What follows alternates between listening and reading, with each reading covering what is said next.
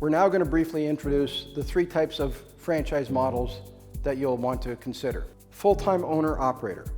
These are businesses where, through the life of the franchise business, the owner wants to and needs to be full-time active in that business.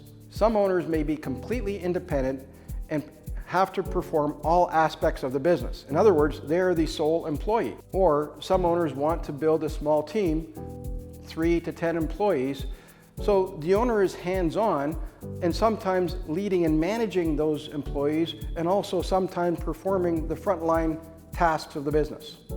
The next type is the full-time executive owner.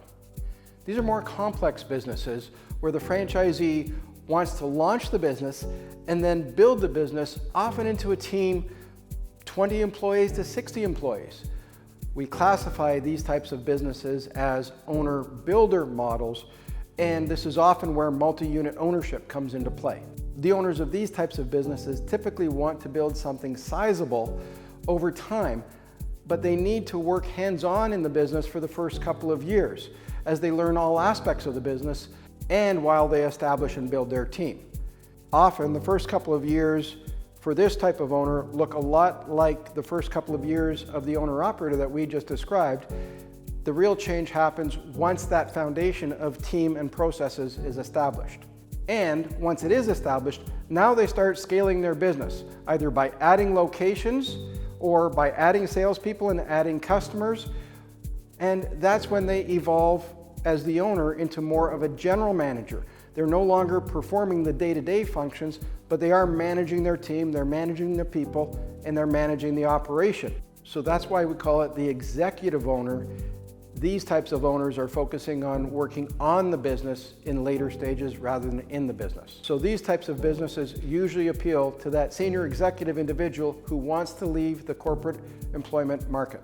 The final model we'll look at is the semi-absentee owner, sometimes known as passive engagement. The owner of these types of businesses often keep their corporate jobs and run the businesses on the side. Most people aren't familiar with this type of business, so let's look at this a little deeper. Semi-absentee or passive engagement businesses are where the business is open full-time, but the owner isn't involved in the day-to-day running of that business. Instead, they hire a full-time experienced manager for that type of business so that the manager can manage the day-to-day aspects and manage and schedule the staff. The franchise owner is going to manage the back office or the dashboard of the business, the metrics, the finances, and managing that manager. Please remember that with this model, this is not a short-term income replacement strategy. Instead, it's a long-term wealth creation strategy. These businesses often take 18 to 24 months to get to full stride. Only then do they start delivering that annuity-style income after manager's salary for many years to come. We've seen a lot of increased interest in these types of businesses in 2017 and 18, where the economy and the job markets have gotten a lot stronger. And people are telling us they like their jobs and they're getting paid well for them, but they don't want to let that corporate opportunity go. They want to maximize their corporate horsepower, so they bought these types of businesses while remaining employed and are using it as a long-term hedging strategy against future corporate employment uncertainty. Think about it this way. If things take a turn on the job front, the purchasers of these types of businesses have a safety net. So we like to plant a seed here because running this type of business on the side, in addition to your corporate career, might be something you've never thought about before.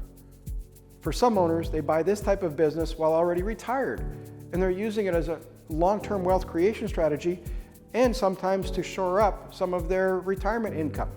When it comes to passive engagement business models, multi-unit ownership is very common, with a lot of owners owning 2 to 5 units. As people get to 3 units and beyond, the amount of income these types of businesses generate are often able to replace the corporate income and therefore give the owners a lot more career path flexibility.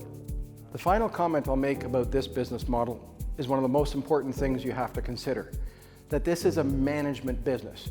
You're managing people, you're managing processes, you're managing finance, you're managing the back office.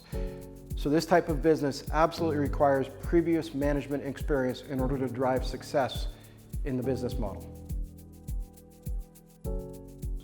This concludes the segment on the types of franchise ownership models.